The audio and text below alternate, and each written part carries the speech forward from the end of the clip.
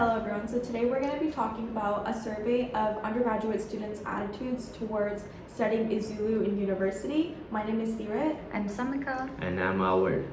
This research was conducted by Nontobeko T, Mbatha, Thabo Ditsele, Linda van Huyssteen, and Christopher Rwodzi in the year 2018, and it was published on Liberator. Okay, so the study includes three main themes, which is the attitude towards studying isiZulu at university, the attitude of the students towards the people, the Zulu people and its culture, and thirdly is the attitudes towards the language practice in South Africa. And the objective of the research is to investigate undergraduate students' attitude towards studying isiZulu at university with mixed kind of methods.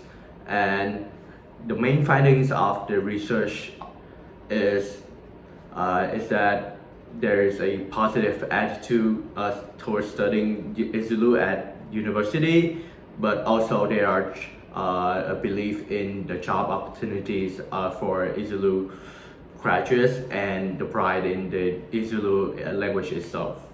So let's come to the research question. So there are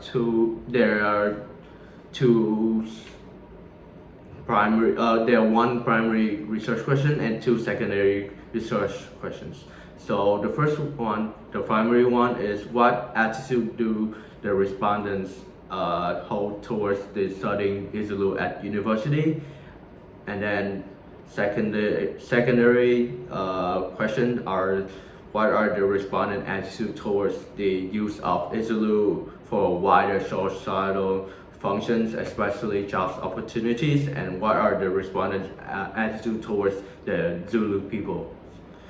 Next, we will discuss the knowledge gap. So in this research article, the study lacks of rigorous statistical analysis to determine that statistics significance of the variables on the attitudes. Also, they doesn't mention the challenges that the student may face while learning isiZulu. And the third one is the functional limitations, especially in the professional or official settings in schools. And finally, the study provides insights into the attitudes, but lacks recommendation for improving the status and the use of indigenous language in South Africa. So next we're going to talk about the methodology of all of this and how the study was actually designed.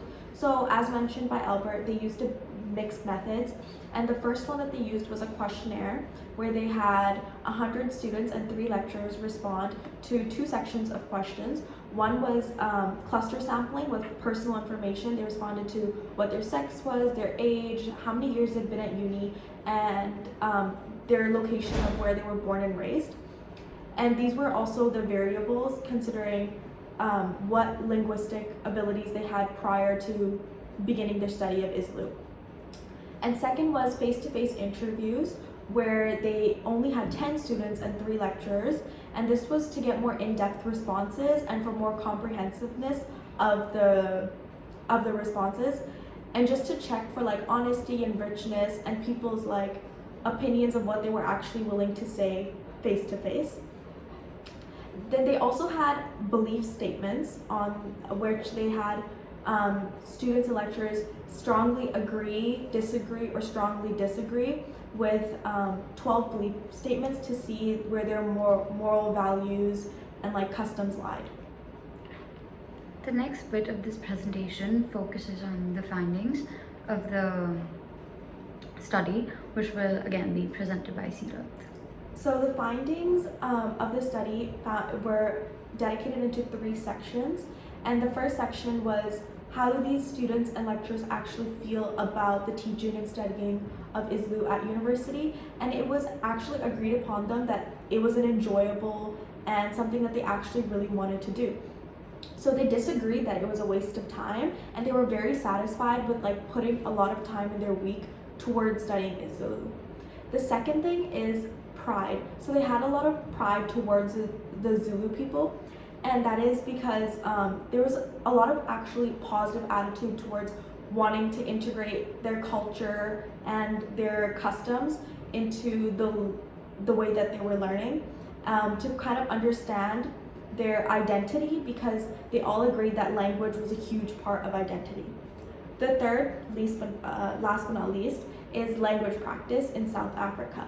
They disagreed that English should be the only official language, and they actually they pushed the notion forward that English and another BCALS language should be required for like job opportunities and such, just to have a more diverse population. The next section focuses on the arguments that were presented and the logical structure they were presented in, and whether or not that structure was reasonable or appropriate for the case study. So to begin with, firstly, the case study started off with providing readers with background research, which I believe is extremely important and plays an important role, because contextualizing the issue is extremely important, because these languages and the issue surrounding them is not very known around the world. And since it's a very sensitive topic, considering languages are something that are deeply embedded in the South African people's culture, having the sensitivity as well as the appropriate knowledge prior to the case study is important to understand the need for the case study, as well as how the case study and its findings may benefit the future. Secondly, this study utilizes logos on 3 levels. Firstly, since it's a survey, which it's a primary piece of research, which automatically increases the reliability. Secondly, as mentioned by Seerat, there were 5 different clusters derived from personal information such as sex, location, age, gender, etc., which increases the reliability because it allows the researchers to specify the impact of these different factors on the findings. Thirdly, the explanation of data analysis methods, including the use of descriptive statistics as well as qualitative data, demonstrates the transparency in the research process and how the data was processed from raw to the end, how raw data was processed to conclude or reach the findings. In addition to everything that has already been mentioned, the sheer simplicity of dividing the findings into 3 clearly defined and distinguished themes enhanced the communication of the arguments being presented, since it allowed the reader to clarify and form clear perceptions about what was being put forth by the researchers through their findings. And lastly, providing acknowledgements at the very end of the case study appeal to the credibility of the readers, since clearly stating that the researchers had no personal or financial motivation to conduct the survey would add credibility to the findings. On the other hand, however, there are a few areas that the case study could have improved on. Firstly, despite having 5 different clusters that clearly address various factors, the sample space at the end of the day was only 103 people, which comprised of 100 students and 3 lecturers. This is not a very big sample space,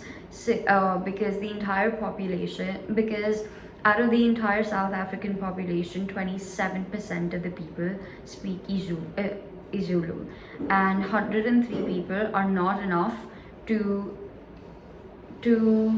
accurately reflect what the attitude of that 27% of the entire population might be.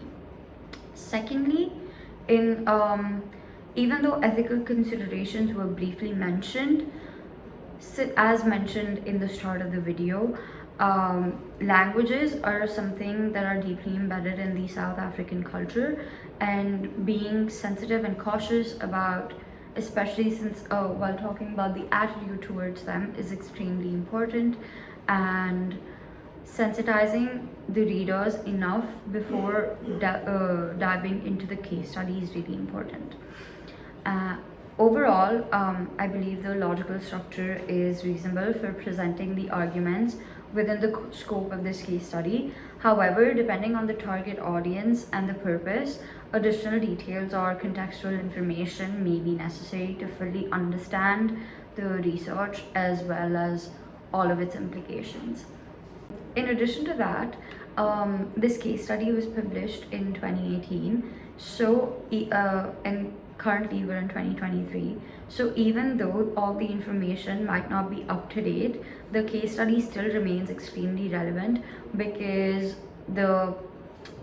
apart from isiZulu, there are many other languages that have to be considered for becoming official in a professional or official setting in South Africa. Lastly, we'll be speaking about the impact that this case study has had on our understanding about scholarly writing. So, reading the research this research article helps us understand that the research paper must follow a well and clear structural format, which follows by an abstract, introduction, and then the data analysis, the discussion part, and then the conclusion. Next, we also notice that a critical analysis is also an important in scholarly writing because it helps us discussing the raw data that has been collected and then analyze them, and also recognizing the limitations and improving the implications for the research or maybe further research studies. Secondly, this case study highlighted, we were able to infer from this case study the importance of being cautious about making any logical fallacies. For example, throughout the entire case study, the researchers were extremely careful about not making logical fallacies such as hasty generalization, which is easy to do since there was so much data present which could be interpreted differently, or interpretations could be exaggerated, and the researchers were careful to avoid that. So we're able to gather that avoiding these logical fallacies is an important factor which contributes to making a case study or an article reliable, logical, as well as reliable and logical.